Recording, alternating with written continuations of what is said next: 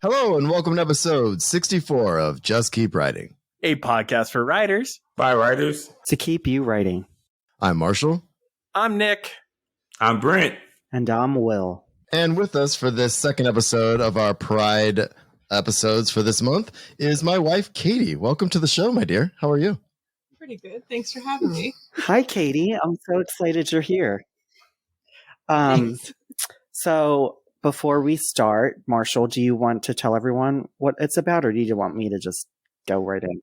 I, once again, am going into an episode fairly blind, and I'm going to blame Will for this because this was his idea for an episode. My wife has never podcasted before, and I'm excited to have her on the show, but I'm going to turn it over to Will because he has a very clear, I imagine, clear idea of what is going to happen in this episode, and I'm just excited to have all of us together. And I can't wait to actually see all of you in real life soon as well. So that's going to be exciting.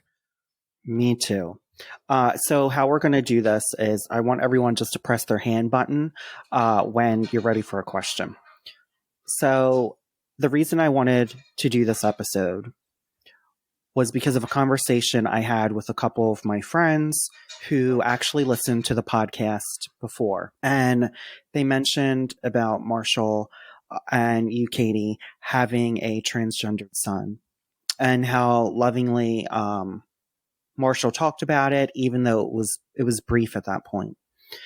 And they sent me messages of saying it was really encouraging, and they felt that it was the first time, that they really heard a parent be so encouraging from someone like kind of connected to me.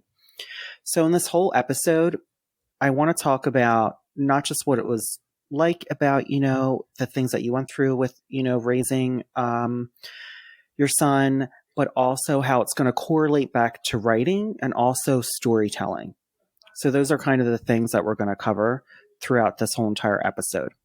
So my first thing is for Katie and then Marshall, because I really think there's going to be differences the way a mother views it and a father views it, because you're two different people and also, from very specific genders, especially growing up. Like when we grew up, there was just two genders.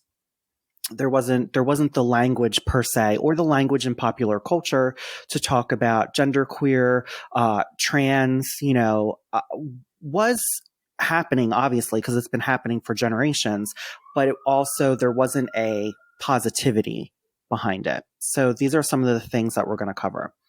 So my first question, Katie, is I want you to describe in 3 words what it is like to raise a trans son. 3 words, Will. And they don't have to be like connected. It's just right, 3 words. Right. Yeah. Beautiful. Can eye-opening be 1 word? Yep. That's 1. And enlightening, I think. I think those would be 3 good words. Great. So I want to talk about those words before we get to Marshall. You said beautiful. What made you think of that word off the top of your head? It's just been really beautiful to see him like feel more himself, and to be able to surround him with love so he can feel good about himself and who he is truly and always has been, but so I think it's been beautiful to see that. I don't even really want to say transformation, but see that like growth or blooming in him, like security and stuff. It's, I think, beautiful too, for me to watch how my kids interact with each other and how supportive and loving they are to each other, with everything, but with this specifically. And when you say eye-opening, talk to me about that. Eye-opening in a sort of like a broader sense, not that the way I started to think about gender, I already knew, that trans and non-binary, and, the whole spectrum of people exists, but to think about gender in a different way and how I relate to gender as well, and how the world looking at a person can make it hard to express yourself. So eye-opening in a way that like I want to try to, I don't know how to describe it really, but I want to try to open other people's eyes too, to that people's self-expression doesn't have anything to do with you, but you can do a lot by supporting, loving, and still, being there for those people. Yeah, absolutely. And enlightening. Talk to me about that. I think I used enlightening because for me, I have done a lot of introspective thinking about, the world and the world I grew up in. And had we had the language we have now, I think my growing up would have been a lot different too. And also my friends and things. So I'm just really glad that we have this new language or I don't really like labels, but new labels for people to be able to express themselves with better. Absolutely. So Marshall, the same question goes for you. 3 words. Yeah. So I'm going to start with, I have one kind of one with a negative connotation on it, but I have an explanation behind it. But I'm also going to say, enlightening for sure, because that was a big one for me.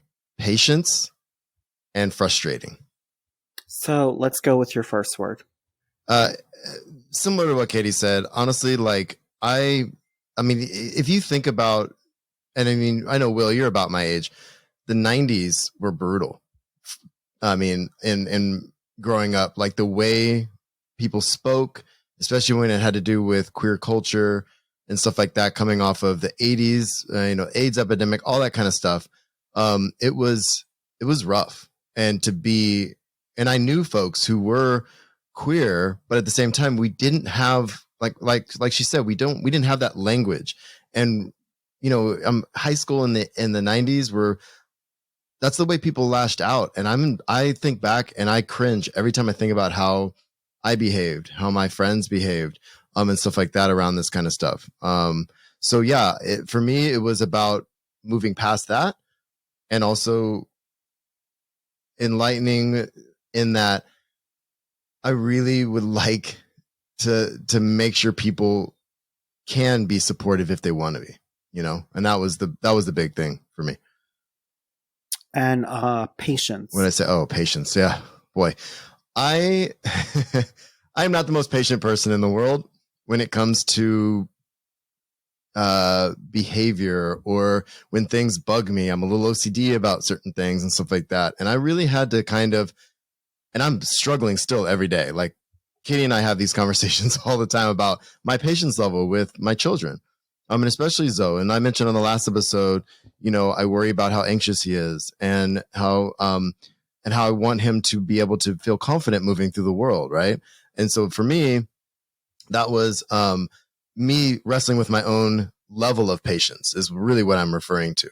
But also Zoe has shown an incredible amount of patience with family, with friends who constantly use the wrong pronouns or the wrong name, or when our parents, especially in the beginning, said, "Oh, how are the girls doing?" or people I haven't seen in a while, how are the girls doing? And that was really that frustrated me. But he never came to us later and was like, I was really upset when so-and-so said this, and this, and didn't use the right pronouns. He is incredibly patient with people and very loving to people. And so I'm trying to learn something from him because he's got more patience than I do. I'd be hollering at some of these people, but that's just me. And the last one is frustrating. Yeah. I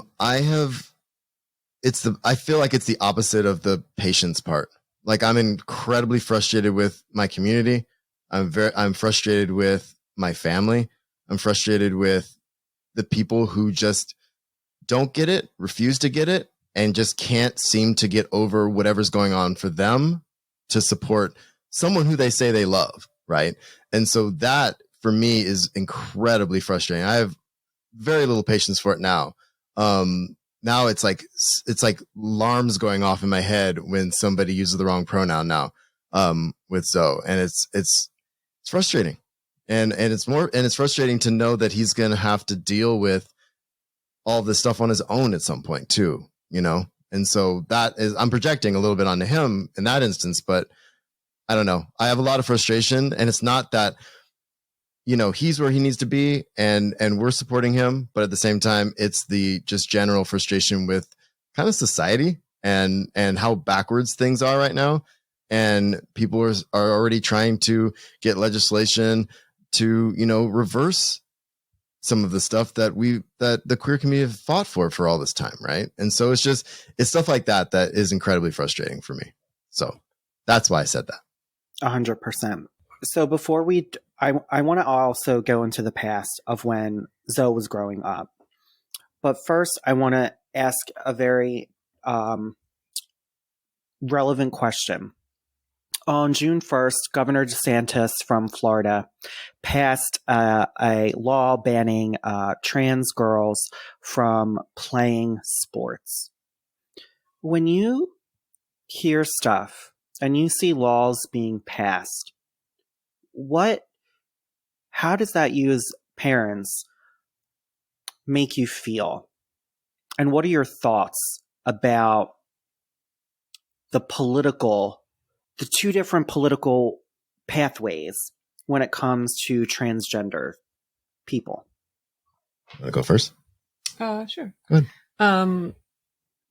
So it makes me feel furious, and honestly pretty hateful towards some of those people who just, are thinly veiling these transphobic laws with, trying to protect women's sports bullshit, when they're just hateful people who are transphobic, and I get super angry.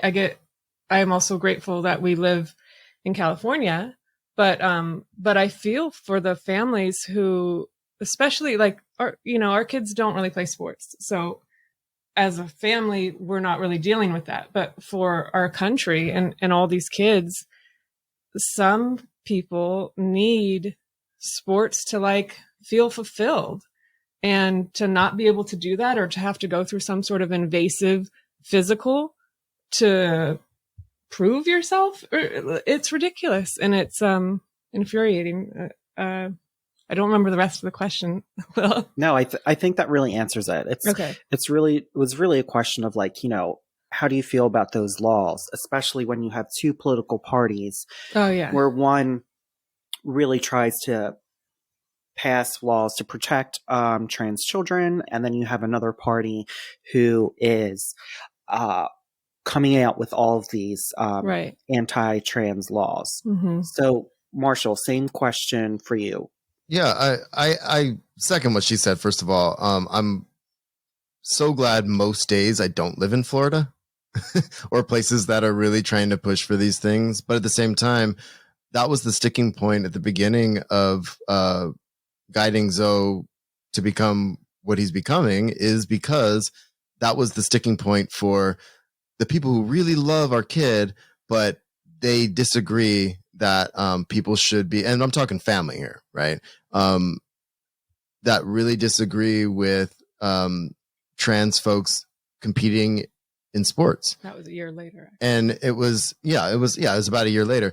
But to see the Facebook posts from the community I live in, the friends that I hang out with, and the family that I have posting those things, and some still are posting those things, it's incredibly frustrating. And we, our kids, like Katie said, don't play sports now.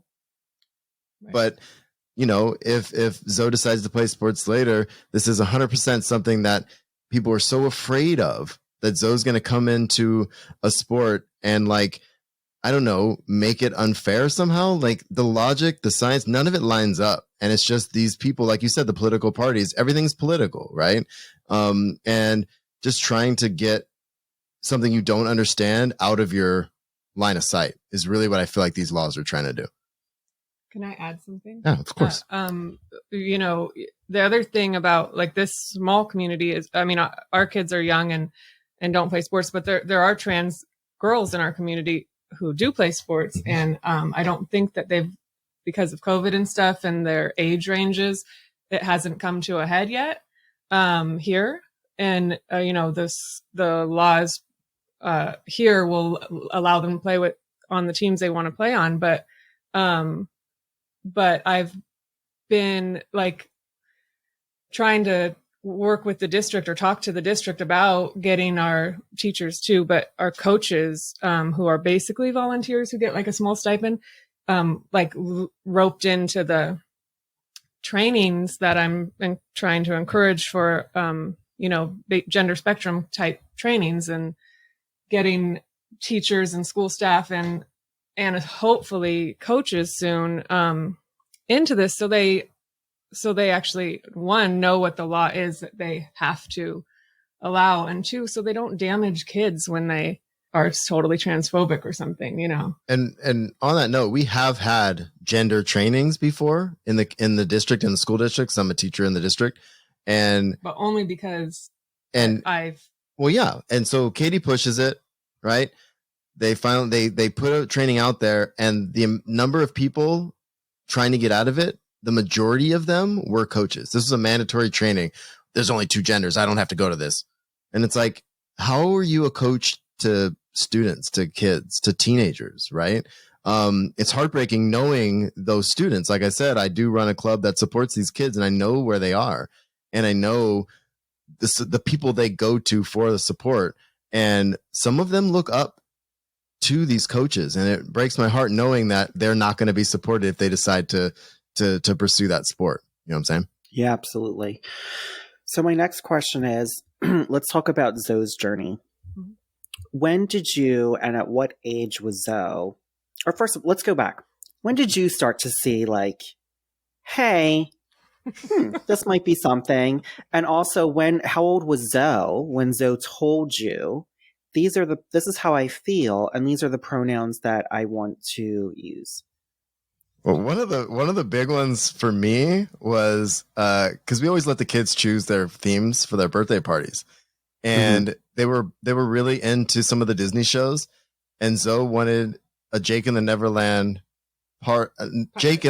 Pirates party, and he wanted to be Jake, and I said, "Why do you want to be Jake, dude?" You know, and he goes, "Oh, I want to be a cool boy," and the fact that he said, and he would say that often.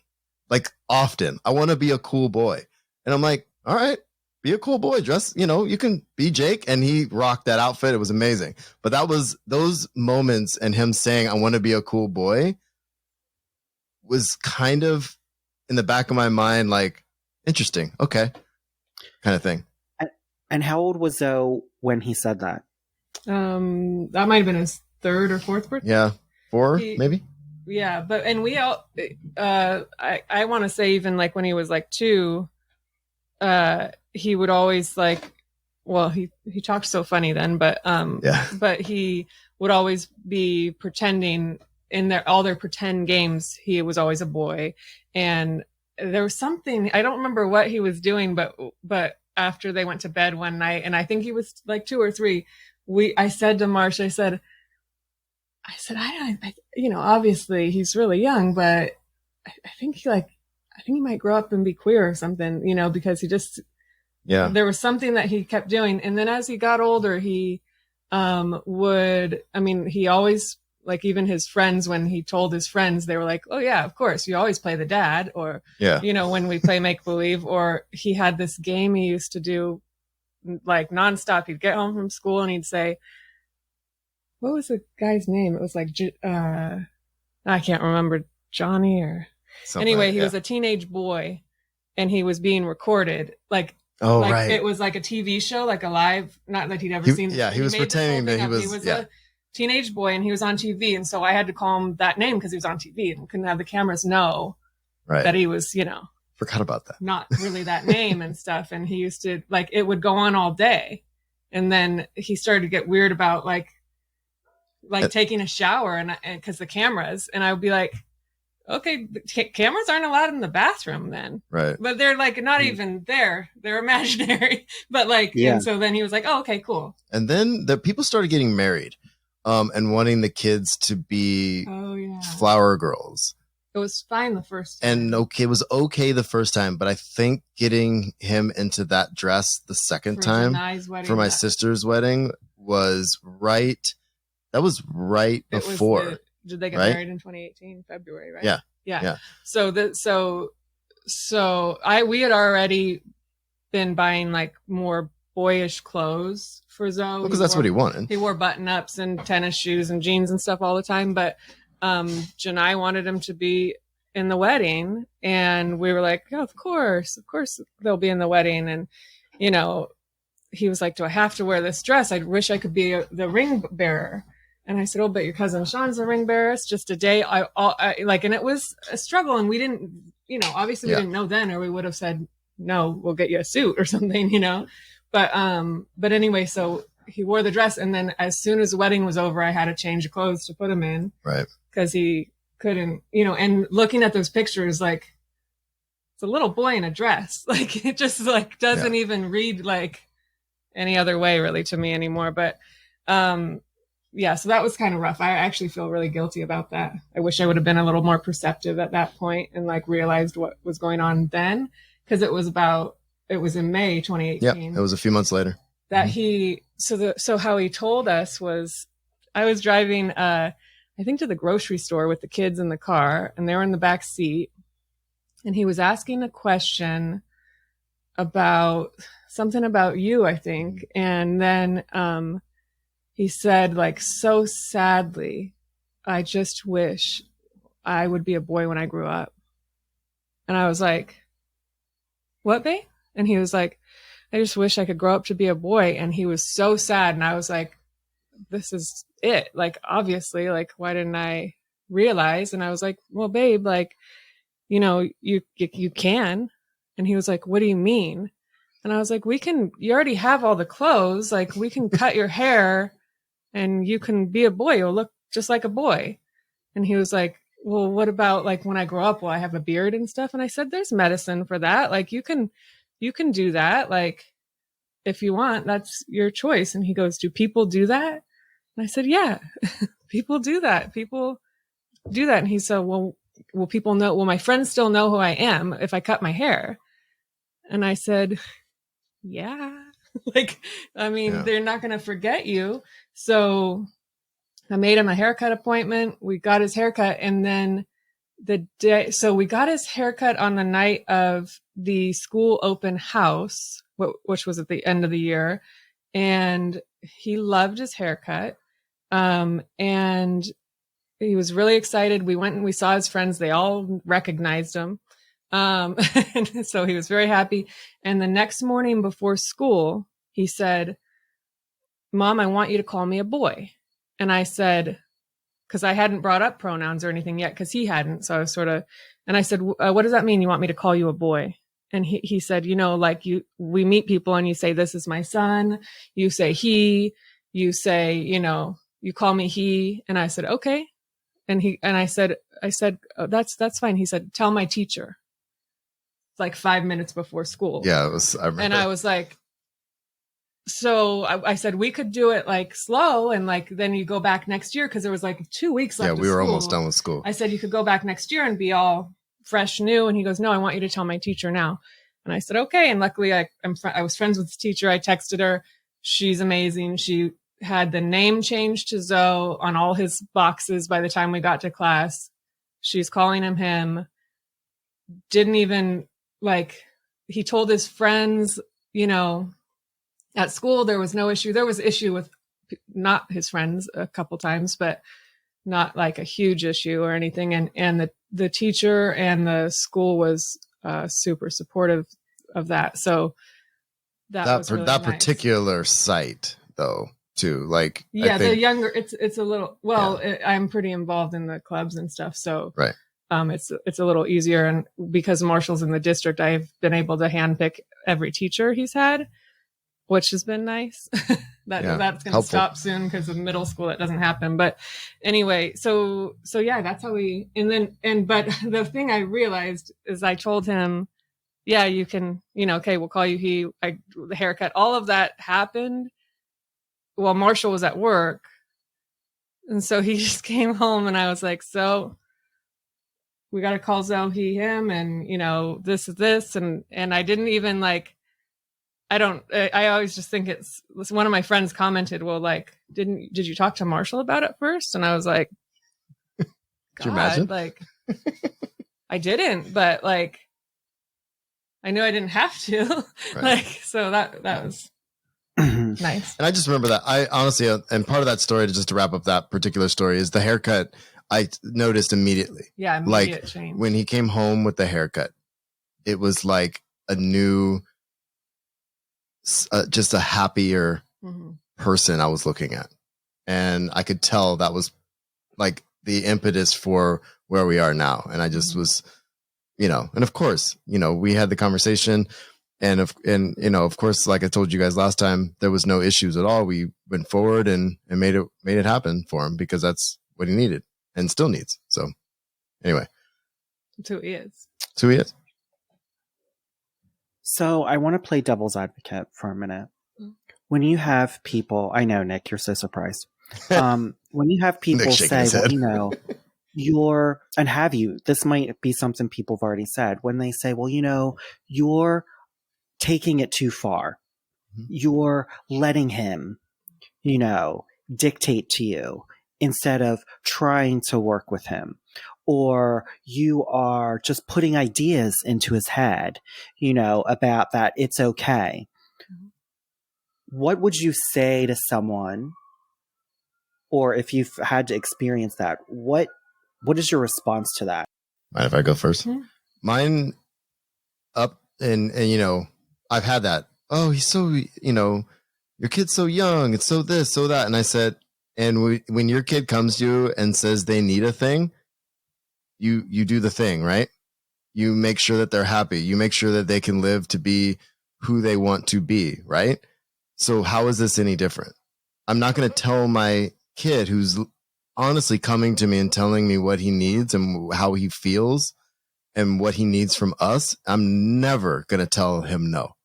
Like that is not even a thing. And I was telling this story to a buddy of mine a couple days ago.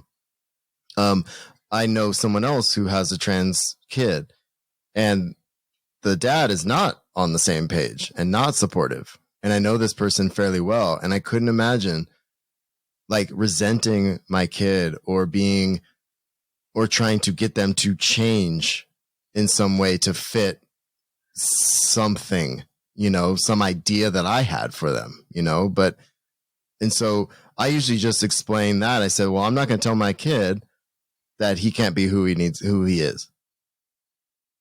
So that's my response always. I've had to have that conversation. Well, how to, you just believe him. You just know, just tell him, tell him that's not how it is. And I've said, well, that is how it is. This is real.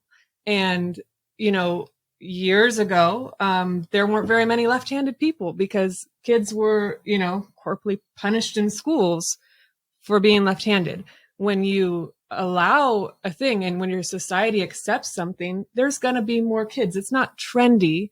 It's because they know they can go to their parents and say, or they've seen other people like that. So it's not a trend. It's not a phase, gender is fluid and it's also a concept that we've created just to fit people into boxes. So you're right-handed or left-handed. I knew, a lot of people know when they're 2, 3, 4 years old, I'm a girl. And that's my body. And that's also how I feel inside. I'm a girl. But when your body doesn't match, you can still be the other thing. And then, just to extend the example you put out, there are left-handed people, there are right-handed people, but there's also people that are ambidextrous. Right. And so it's like, all right, so it's that kind of thing, in my opinion, too. It's like we have to get past this archaic idea of how people should be and just let people be who they feel and who they want to be. Yeah, and it's sort of like if you're so tied up in what you envision for your child that you can't accept, like, that's not what they envision. Right. I just, that part, I don't understand, actually. Well, I've never been able to understand how people can move through the world and be like, this is how everybody should be. Yeah. This is how society should be. And I'm going to be mad and I'm going to do something about it now because these people are trying to these guys are trying to marry other guys. And I don't like that. So I'm going to do something about it. I could not imagine moving through the world and telling other people how to live their lives in that way. It's not my job. I don't have permission to do that. It's not okay. You know, Nicholas? Absolutely. Nick, you have a question? Yeah, a little bit. Marshall, something you said really caught my attention, about Zoe and how you just said, if my child needs something, I'm going to do it for him. And I just wanted to kind of touch on that and how as a parent, how important that is, right? And Katie, you brought up the example of left-handed people. And I was like, well, if my kid says they can't read, like, do I believe him or do I like just yell at them or do I go get their eyesight checked? Do I go get them checked for like dyslexia and things like that? Right. Mm-hmm. Mm-hmm. And so, to me, like hearing your guys' story and it's just like, damn, like you guys didn't even question anything. You were like, this is what my kid needs right now. And this is what I'm going to do. And I just want to say how impressed I am with that. Because, as a parent, sometimes it's hard to recognize that. And obviously you see it in children as they become teenagers of, parents that really didn't give them that type of attention at times to understanding their needs. So just want to and don't get me wrong, Nick. I tell my kids no all the time. Right? Oh, I know. Like other stuff. But we're talking about, can I have another popsicle? No, you cannot. That kind of stuff. But it's like you had 2 ice cream sandwiches, not a third. Yeah, it's like, you're done now. But what I think is interesting though, Nick, is there are so many parents that I know that I know that their kids are probably queer and they will never ever come out to their parents. I have right. 2, 3 in my mind right now, and a couple who are trying to have these conversations with their parents and have gotten nowhere. And one of them I can't help right now, and it's incredibly frustrating because they are failing all their classes and giving up on things because they don't have the support that they need. And right. I can only do so much for those people, those students, those of mine, right? So. Well, yeah, and not to, I recognize Brent as well. Your upbringing that we talked about on our last episode, as well. We recognize the challenges and what you brought up too. So, if you guys didn't catch that, listen to that last episode as well to kind of hear a little bit about Brent's story. And there's more to come from Brent in our next episode. Oh yeah, can't wait for that one. So my question is, I think it's also important what Nick just said about what you two are doing, about you readily accepted it, right? And you've had queer people in your family and friends, and so it's like life built you this like coming of, right, being part of the community. But my next question, and this is where it's going to tie into narratives, storytelling, and writing. When you were younger, Katie, what was the narrative for people who were trans for you? When I was young, for me, there was no, I didn't know about trans people until I was probably a teen. Probably. Nearly a young adult, probably. So I hadn't, I guess I didn't think of it this way. I mean, so my aunt was a big Rocky Horror. So that was probably my first experience with any sort of, trans stuff or gender fluid stuff in media. Was probably Rocky Horror Picture Show. And I think I was like 12 maybe. So I guess I was younger, but I maybe didn't just I didn't think about it that much, honestly. And Marshall, what was the narrative that you grew up with about trans people, if any? I'd say it's about the same. Mostly it was more about, I think the narrative when I was in high school, especially, and maybe even before, was more about cross-dressing, not so much as transitioning to another gender. Does that make sense? So it was more just like, Yes. oh, this, this group of people likes to dress as women and, drag shows and stuff like that. And I never had a problem with any of that stuff ever. Right. But that was as much about being trans as I kind of knew, not thinking back on it. You know what I mean? Because it, again, if you watch, if you watch 90s television, it is brutally homophobic, in the jokes, especially sitcoms and stuff. And it's hard to watch, like early episodes of Friends, for example. They just had their damn reunion the other day. And, it's really interesting to think back on those early episodes and like, Ross's wife being gay and how like that was a butt of a joke and stuff like that. Like, but yeah, as far as trans goes, I really didn't know much at all outside of, what I already said. So I can rant more and more about 90s pop culture, but I won't. I'm sure you could. So I actually want to turn this over to Nick and Brent real quick. So Nick, what was the narrative that you grew up with about trans people, if any? Yeah, I'm gonna follow along with Katie said, and in Marshall, it was more about cross-dressing and that being a joke, than anything, and how some people were just weird.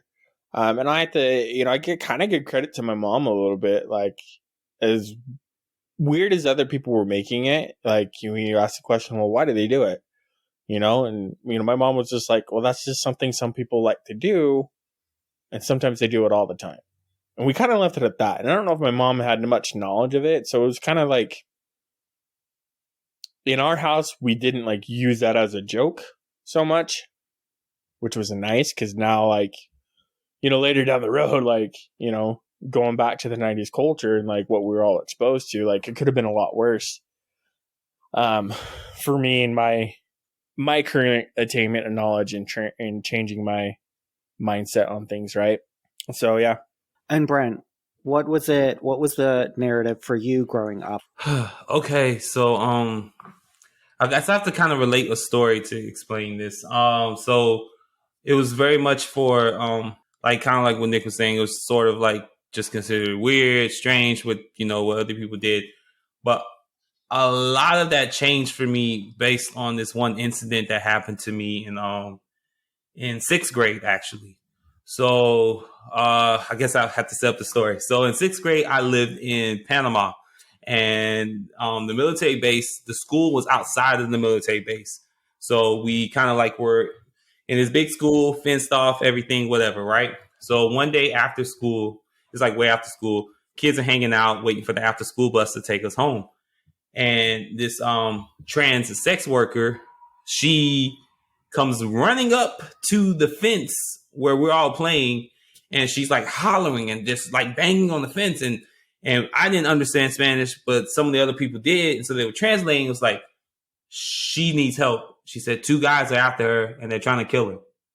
And so we have to like rush and find the janitor, and we were like, you got to help her. You got to help her.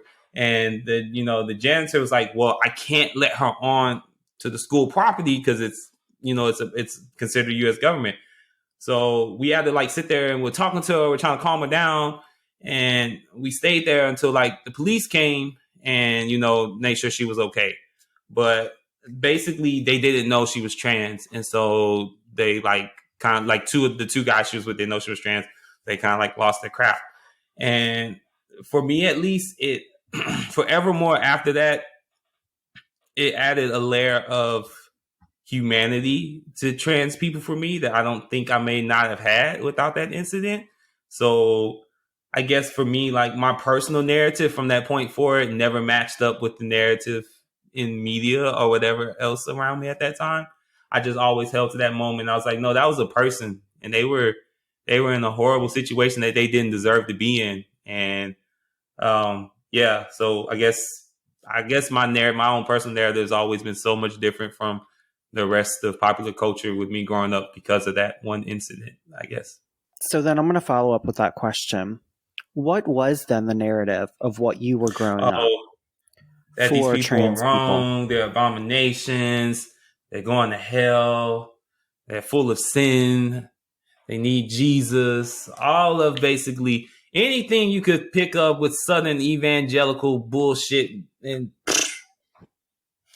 I think for me too, it was easy for me to reject that because of that one incident, one, but also two, because so much of that was the exact same thing they said about me.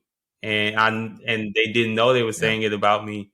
And I was like, I'm a person and there's nothing, I mean, yeah. So yeah, I guess don't want to get too far off branch, but yeah, that's kind of that's what it was. Yeah, for me, I knew what transgender was early on. And I think it was because I was just super perceptive of even who I was, very young. I have older sisters, so I would ask them stuff all the time, and they were patient and lovely about everything. But I noticed how being trans was like the worst of the worst, right? Like, it's one thing if you're gay, but then if you're trans, then there's something even more wrong with you. Mhm. And I had such a hard time with that because even in high school and going to the places I went, I knew people who were trans, and I never felt like, I personally, just like Brent, I was like, all I saw were people, and people are complex. And I think my whole philosophy was always ingrained in me. When people aren't hurting someone or themselves, then there's nothing wrong. You judge people by how they treat others. Are they kind? Are they good people? But I saw the narrative that was out there. Yeah. And I think I was also hypersensitive to it because I also grew up feeling really isolated and different. And, I mean, the word faggot was called to me so much since I was 3 that I just felt like it was my name at one point. That was one of the nicknames, one of the things people called me, and I'm talking from 3rd grade to college. And it's just like, okay, like, I get it, I guess, that you're somehow upset with me about something and you think that's a thing that you need to call me, but like, I couldn't imagine if I was upset and I'm not gay. You know what I mean? Like, and it was that, the N-word and everything else. It's like, you're just picking the worst things to call somebody, Yeah.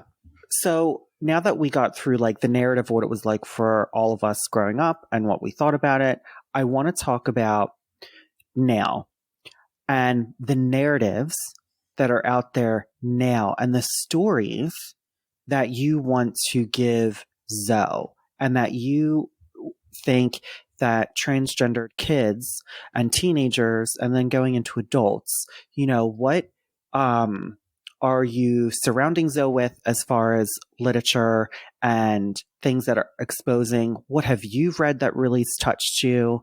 And let's start there. So I don't know where to start. Should I start with Zoe's books or? Well, I did prep my wife just a little bit. She has a whole list of I wrote stuff down here. all the books that I asked the kids what their favorite books with queer characters are, because I haven't read all the books that they have read. I've read some of them, but let me start with mine first. I wrote down some too because I have bad memory. But Will, you recommended Cemetery Boys to me, and that book was like probably one of my favorite books I read this past year. I cried in it. It was beautifully done, and like it was a story that I hadn't read before. You know what I mean? Ever. Mm-hmm. And I loved it. Another one actually that I've read that the kids also have read. It's a graphic novel, The Deep Blue. I don't know if you're familiar with it, but it's wonderful. I really enjoyed that. And Zoe really likes graphic novels too. So obviously I go and like try to make sure to find lots of books that have like queer characters or characters of color so that they're surrounded with the real world. Like, of course, most of them are like fantasy, but so some of the graphic novels that they said were their favorite were Witch Boy, The Prince and the Dressmaker, The Backstagers, Moonstruck, Joe, which I got that for Rowan, I think. I think so, yeah. But she said it, I said, oh, I didn't know that was queer characters. She's like, yeah, it is. It's like a retelling of what am I going to blank on? The four sisters, Amy, Joe, Beth.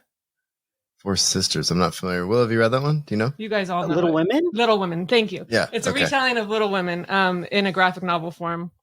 And then Magnus Chase is one that Rowan really likes. She said there's a non-binary character in there that's cool. So I do definitely try to like find good representation for them. Other books that I've liked, Binti, there was like a small character in there that was trans, and Gideon the Ninth is kind of queer. It wasn't like blatant, I didn't think, but yeah, we've talked about that on the show several times, where it's like it's there, but it's more about just like this amazing, crazy, madness that's happening with these, I don't know, necromancers and stuff. I love it. That was fun. And then I just read Six of Crows and Crooked Kingdom too, and I enjoyed that a lot as well.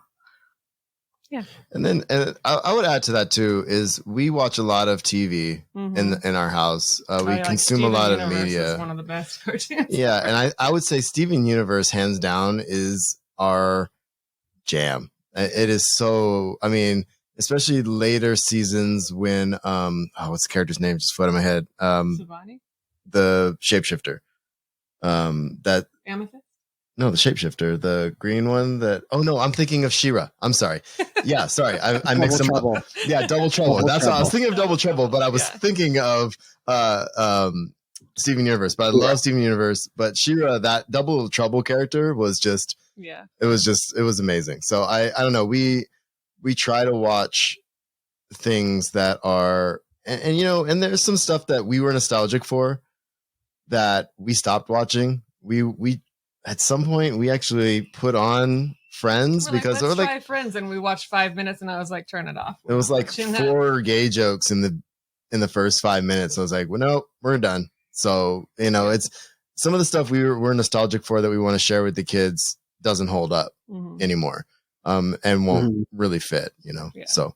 If they want to watch it when they're older, fine. But I'm not going to introduce them to that. But we watch Doctor Who, and you know, stuff like that, and all the other things I was saying too, just because of just about people being people and trying to treat people right. You know, what has it been like to see Zoe see himself in some of these books? Have you seen like a openness happen, or like more coming out of his shell? Yeah. Witch Boy was the first graphic novel that we got that had like I haven't actually read the thing, but I'm it's like a gender nonconforming kind of character, because they want to do something that boys aren't meant to do in the book. So Zoe has read that book so many times, the cover's fallen off. He has all 3 in the series. I took him to a gender spectrum like camp. I guess it was in 2019, and he's super shy. So he had a really hard time when like it was time for him to just be with the kids, and I was supposed to go do other things. So I had said, well, bring some books. You can like read books. And he made a friend with one of the counselors, and they like sat with him while he read books most of the day. And then he was like, they were so cool. Like they were the cool. And I was like, okay, well, didn't make any kid friends, but you made a friend with a 20-year-old. That sounds about right. Yeah, about right. Yeah. But yeah, so he definitely has seen himself, like I know in that book, and it means so much to him. And then he has a lot of picture books that, strangely enough, like, before I had kids, I like funded a Kickstarter for for a book that was like what makes a family, and it was about like what makes all these different kind of families. And when the book got published, they sent the other books, like 2 other books that they had done, and one was called Backwards Day. And so when Zoe told me, that he was a boy and was worried that like it wasn't a thing, I was like, I have this book, like that's so weird. And I like was like, here, read this book. It's like a cool story about a kid like you. And he actually, when he had Rowan and two of her friends came over like a couple days after this, and he hadn't got his haircut yet. He was going to get his haircut the next day, but he told them, he goes, hey, I have this book and I want to read it to you guys because it's like kind of like me. And I'm like, oh my God, like what? I'm like, I'm in the kitchen there in the front yard and I'm like watching through the window, like, how are these kids going to react? Like I'm freaking out. And he read the book and one of the kids was like, oh, that's cool. And the other kid was like, I don't get it. And he was like, like, because like they looked like a girl, but they were a boy inside. And so when Backwards Day happened, they became who they really were and stayed like that. And she was like, oh, and that was that. And they like, that was pretty much all the conversation we had with those particular kids too. Yeah. I mean, I gave a heads up to the parents who were a little conservative. I remember that. You're like, because that's the other problem with the community we live in. We don't pick our kids' friends, but at the same time, I know most of the adults because of my job and being in this community and stuff. And I know most of our kids' friends are very, very, very conservative. Their parents. Yeah. Their parents are very conservative. So these are conversations that were not easy by any stretch of the imagination. So yeah, and it's ongoing, to be fair. Right. But anyway, so that went over pretty well.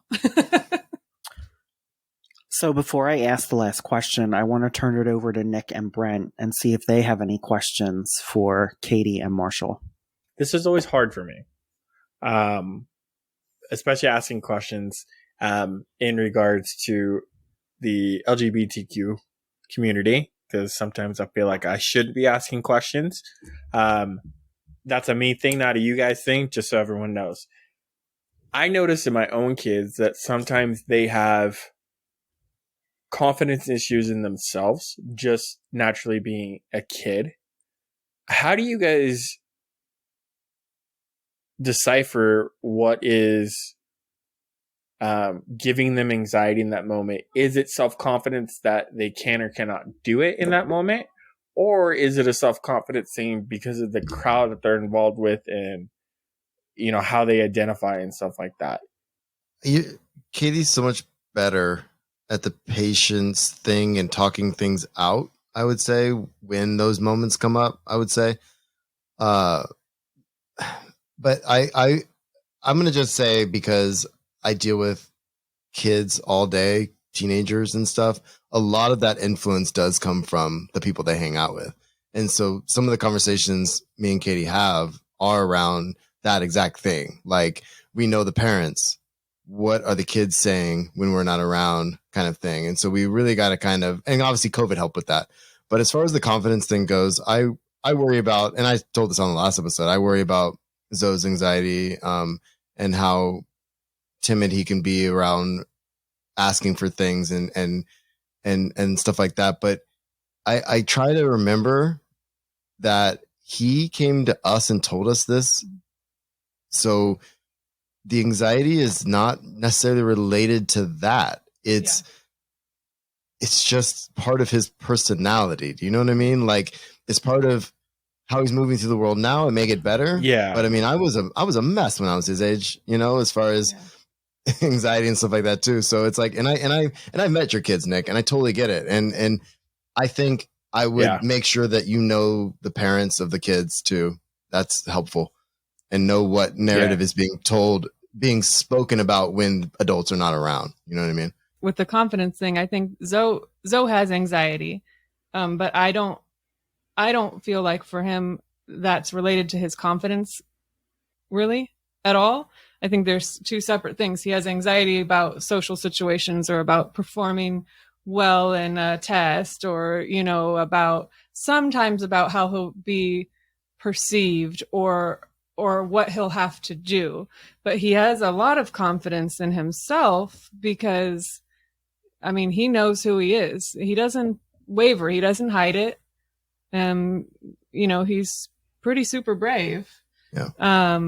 So, and as far as like you were kind of asking about if things are influenced by friends and things, we have like a pretty tight circle, and I do know a lot of their close friends, their families pretty well. With Zoe, we haven't had any friends who have been an issue as far as confidence or making him feel bad. A little bit with Ro, but our kids are pretty good at I don't know, if they don't like how someone's treating them, they leave. Yeah, they're like you in that way. I kind of tend to put up with people, and you're just like, yeah, fuck off. Yeah, so if somebody is a piece of shit, they're cut off. I'm out. I'm done. But I mean, I've dealt with so much bullshit and racism and homophobia and stuff my whole life. It's like, all right, well, I guess I have to work with you. So I think let's figure it out, I guess. That's definitely something I never obviously had to deal with racism. And I had the luxury of being able to say, fuck you. I don't want you to be my friend. Then get out of here. And I could still have, my friends. Yeah, but I honestly I'll only ever have like 2 really good friends. So. Brent, did you have a question, a comment? Yeah, so I got a little bit of both. I guess just a comment. Yeah, like I said to you before, Marshall, now I can say it to you both. That the two of you just give me so much hope for the next generation of queer kids, and that they can have what a lot of us wish we had when we were kids. So that's huge to me, and it's just I don't want to get choked up again, so I'm going to move on to the question. So it's okay to be emotional. I know, Will, but I just know me. It's just like, psh. All right. So then cry. There's nothing wrong with crying, Brent. Get in touch. Okay. I make everyone cry on the show. Okay. Mary Robinette cried on the show. That's okay. True. That's true. Will bullies me until I cry. It's fine. Exactly. Well, yeah. No, I mean, it's true though. It's just, there's so many of us who wish we had parents who understood at an early age who we were and didn't try to run from it. Like, I mean, I've never like confronted my parents about it, but there's always a part of me that's like a little angry with them, because it's like you knew, and you didn't say anything. But yeah. Anyway, so question. I'm sure Will's gonna drill me about that next episode. But so. Get ready. Yeah. So what about Zoe has made you the most proud so far about him as a person? Because I'm thinking like at some point in the future he might be listening to this. So I think this would be a cool way. Yeah. Most proud. I think for me, what I am most proud of him as a person is like he is the most loving, like dear, sweet, empathetic little person like ever. He is. Mm-hmm. I mean, he reads people, but he understands, and he's just like so full of love. That's what makes me so proud. And I really hope he holds on to that as he grows up and hopefully doesn't become super jaded. But I do think like you were saying, Brent, about having hope for this generation of kids. Like this generation of kids too is so much better than the generation of kids that like I grew up with. Yeah. Like they've I think partially because they've grown up in a world where they see people loving each other for who they are, and but we didn't have, like, kids get it. Kids don't have an issue with Zoe for the most part. Yeah.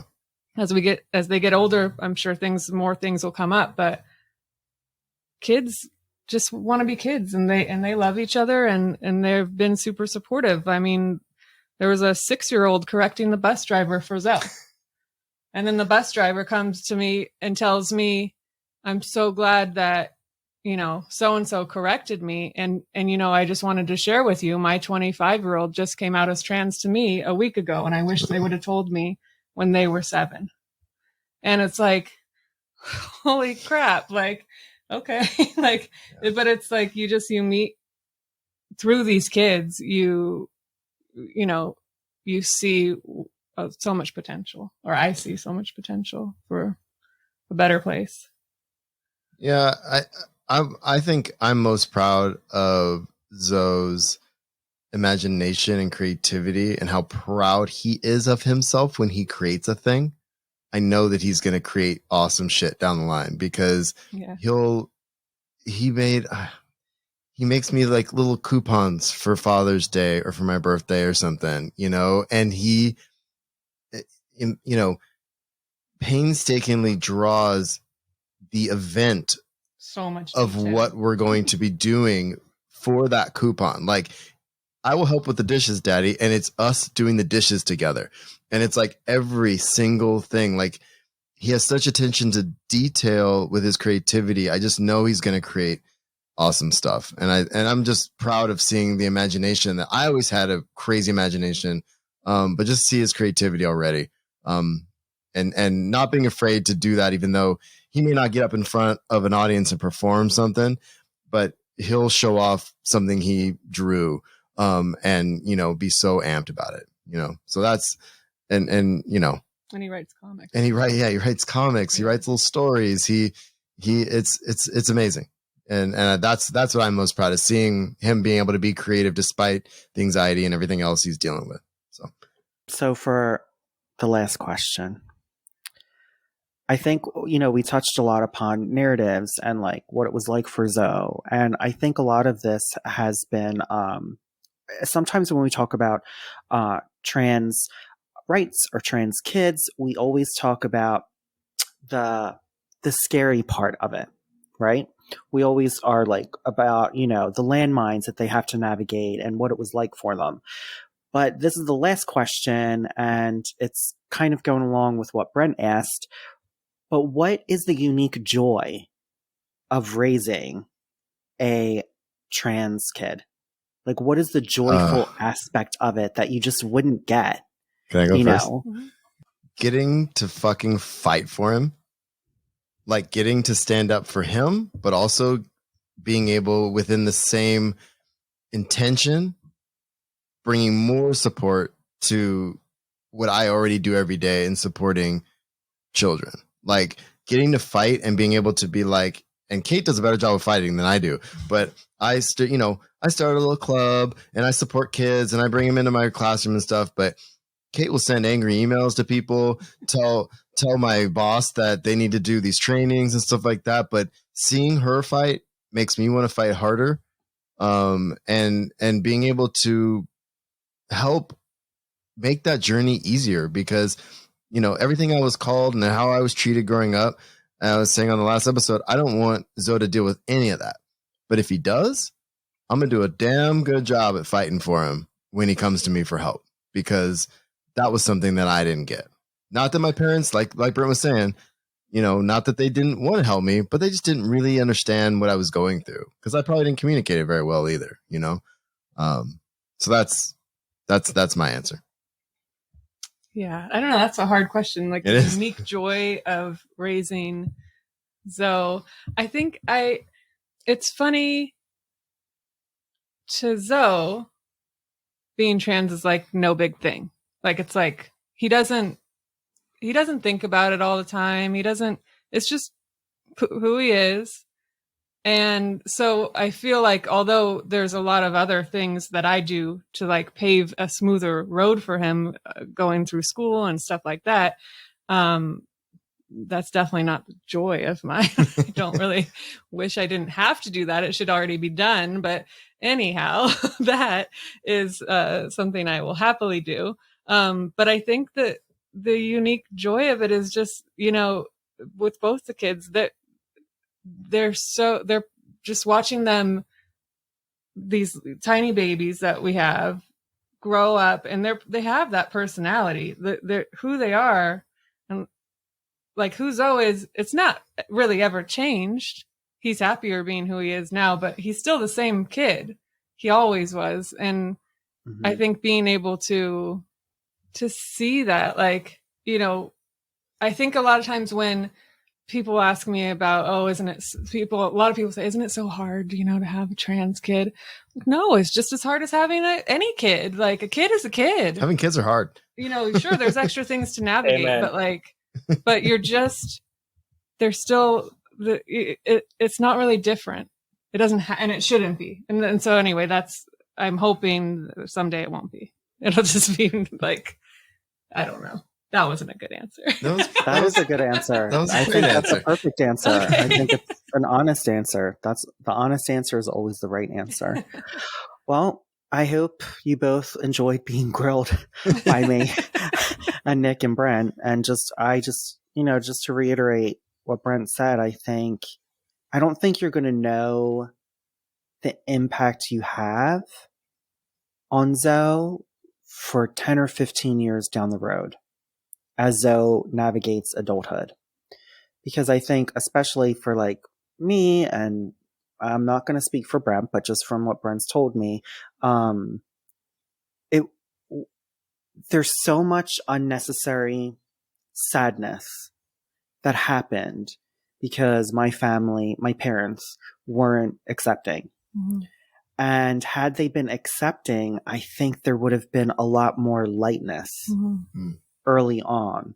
So I think you're going to see that down the road of how stable and grounded that can do for children who feel so sometimes radically different than people around them.